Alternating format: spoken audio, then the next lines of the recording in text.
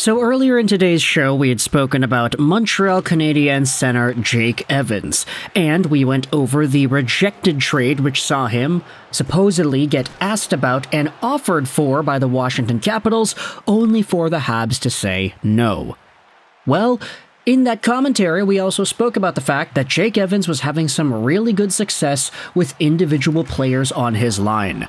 We had spoken about Yoel Armia, and we also spoke about Emil Heineman. However, we did give the little disclaimer, of course, Emil Heineman is injured right now. But it turns out, via the folks over on the Stanley 25 podcast featuring Jean Trudel and Maxime Truman, it seems like, according to some of the records, we might have ourselves some extra info that is way more serious and scary than we thought. This video is going to be linked in the description. It is the Stanley 25 show with the two folks, and I'll also leave a link in the description to habsfanatics.com because Aaron went out there and published this article going over some of the comments made on the podcast translated into English. Surprising new updates from Emil Heineman's accident in Utah have been released publicly. The Stanley 25 show is indeed in French, and Trudel and Truman are both French dudes, so when they went out there and spoke about Emil Heineman's accident, sharing new information on what exactly happened at the time of the accident, they mentioned also there could be new legal consequences for the responsible party, specifically a lawsuit. This is where we dive into the quotes. Here's what they said, translated from French. Trudel says, I got some info on Emil Heineman's accident, and I'm really curious to see what's going to happen, if there are going to be lawsuits. Truman replied, I got the same information as you. I was told that there most likely will be lawsuits. From what I was told, it was kind of like the Johnny Gaudreau incident. There was a car that was slow to take off and holding up traffic, and another car decided to pass the first car. The driver got frustrated, lost patience, and when he reached the stop line, he went past it, hit Emil Heineman, and the guy probably flew. He didn't probably fly, he did fly. This is bigger than what we were led to believe, Truman replied. Emil Heineman apparently got leveled by a car. And thankfully, the article does have another update immediately afterwards talking about how Emil Heineman could potentially be back in just a little bit here. There was a video posted on TVA Sports of Heineman being there on the ice, and, it's really good to see that this dude is seemingly making a recovery and is on his way to suiting up for the team again. But hearing about the actual details on this incident, hearing that there could even be a lawsuit involved, this is where we start to think about just how dangerous these automobiles are getting. We had spoken about this during the videos we had made about the Johnny Gaudreau incident because, of course, that was an inexplicable tragedy.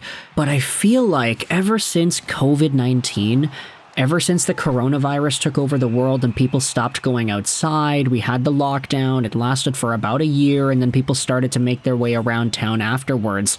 Sure, there were still essential workers doing their thing and trying to social distance and everything, but still, the 2020 part of human history where we saw people just stay inside, not go outside. Very few people are driving. I feel like that era of our timeline has really messed with people's ability to actually get behind the wheel when the world started to open up again. I feel like driving, at least here in Vancouver especially, driving has gotten so much worse since the pandemic ended.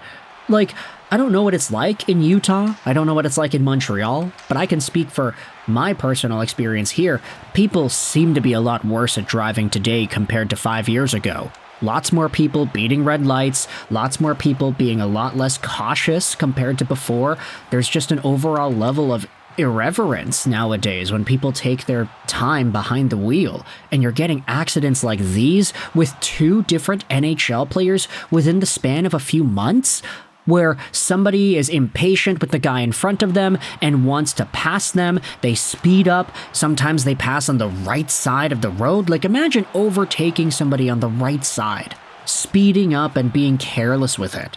And to hear that Emil Heineman went through a similar incident where it was kind of like the Johnny Gaudreau incident from back in September, I mean, if this accident was more so caused due to negligence and aggression, impatience, rather than just an ill-timed decision by somebody in a rational state of mind, then that's where I'm starting to think, like, yeah, maybe a lawsuit probably is the best way to go about it. Assuming this is exactly what happened, like assuming that the folks on the podcast were 100% accurate with the information here. Like, oh, if Emil Heineman was walking when he shouldn't have walked, okay, that's one thing. But if he really did nothing wrong and somebody was impatient, tried to overtake another car, and then hit Heineman in the process because he went by the stop line, I mean, if Emil Heineman flew, like what Trudell and Truman are talking about, then this is really just another one of these wake-up calls. Folks, be freaking careful behind the wheel. Like, I don't know what the exact quote is, but it's like you only save so much time by speeding by everybody and driving aggressively, and you waste gas too. Like, look, I'm 24 years old. I know that I'm not necessarily the guy who's been driving the longest or whatever. Like, I just got my Class 5 last year. But I think it's a universal law to go out there and say, don't be an idiot behind the wheel. Emil Heineman is an NHL player. Obviously, he is a lot more popular than the majority of people that are going to be watching this YouTube video or me or anything like that, right? Like, National Hockey League player. Great. He's got an entire city cheering for him. Emil Heineman is far from a normal dude, but even if it was just a normal dude who ended up getting hit by a car because of somebody's impatience, that is as equally blood-boilingly bad as Emil Heineman's situation is right now. It's just the fact that it happened to Heineman, the fact that we saw the very tragic Johnny Gaudreau incident back last year, it's putting more awareness on the fact that, hey, people suck at driving, and we need to be careful, guys. So with that in mind, I wanted to end this video off with some more positive news on Emil Heineman because it was posted by TVA Sports yesterday. I mean, hey, Emil Heineman, he's down there on the bench. He's seeing the camera. He's looking pretty happy. He's smiling. Hopefully his wrist is okay, because if that is the case, then, I mean, his wrists, his hands, these were some of the best skills that he had in his game this season, as exemplified by the 10 goals he had in 41 games played. Heineman's been a monster, especially as an NHL rookie. He's not going to overtake Lane Hudson anytime soon, but he's definitely been good, so obviously we wish for the speediest recovery possible and the most appropriate recovery possible. If there is a lawsuit, then hey, all the power to you, Emil Heineman, and the representation that the Montreal Canadiens will allow him to have in this incident in Utah. So, as always, links are going to be in the description about the article we saw, as well as the Stanley 25 podcast with John Trudell and Maxime Truman. Let me know your thoughts in the comment section below about Emil Heineman and this very serious update that we have had in regards to his injury situation and the car accident itself. Habs are playing off against the Wild later today, so maybe we'll make a post-game video. I'm not sure. I have plans later today, so I don't know if I'll be able to sit down and make a video about that topic. But either way, let me know your thoughts in the comment section below about Emil Heineman and the situation that we have seen. I hope you enjoyed this video. And bye.